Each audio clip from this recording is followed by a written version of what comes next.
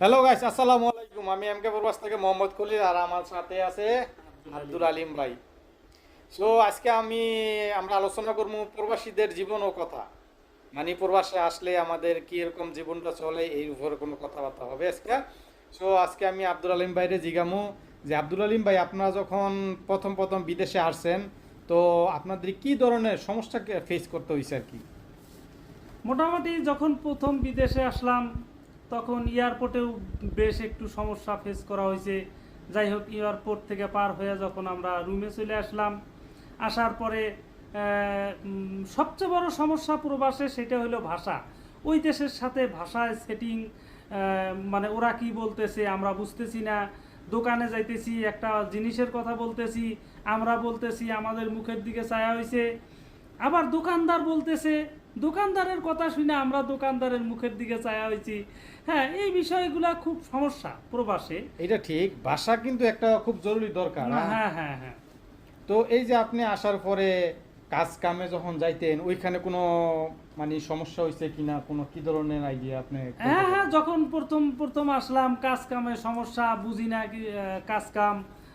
দেখা গেল আমাদের বাংলাদেশি যারা ভাই তারা কাজ কাম দেখা দিত, এই জন্য আমাদের অতটা সমস্যা ফেস করতে হয় নাই। কিন্তু যারা আপনারা বিদেশে আসবেন তারা অবশ্যই কাজের আইডিয়া নিয়ে আসবেন, এক। আর দ্বিতীয় হইল যে ওখানে তো বাংলাদেশি নাও থাকতে পারে, ওখানে ভাষার সমস্যা আপনার হইতে পারে, নিজের সব কিছু হ্যান্ডেল করা লাগবে। ওই জন্য ইংলিশ ভাষাটা যদি জানেন তাহলে সব জায়গায় ইউজ করা যায়, মোটামুটি কিছু হইলেও বোঝে। কিন্তু ইংলিশ ভাষা না জানলে একটু সমস্যা। তাই ভাষাটা যাই না যারা বিদেশ আসবেন সবচেয়ে উত্তম। সবচেয়ে উত্তম। আর একটা কাজের আইডিয়া থাকতে হয়, তাহলে আরো ভালো। হ্যাঁ, আপনি হ্যাঁ, যদি আসেন, আপনাকে জিজ্ঞেস করলো যদি কোন হ্যাঁ, স্টেশনে বিষয়ে আসেন, হুম, আপনার কি কাজের আইডিয়া আছে, আপনি কি কাজ জানেন, এরকম জিজ্ঞেস করলে যদি আপনি বলতে পারেন যে আপনি এই কাজ জানেন বা এই কাজের আইডিয়া আছে, তা আরো সুন্দর হয়, আরো ভালো হয় না? এইটাই এইটাই। তো আপনি প্রবাসে আসছেন কত বছর হয়েছে? আমি প্রবাসে আসছি 2 বছর 2 মাস হয়।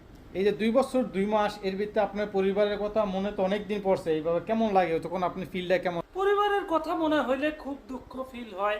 হ্যাঁ, সারাদিন কাজ করি যতক্ষণ অতক্ষণ অতটা মনে পড়ে না।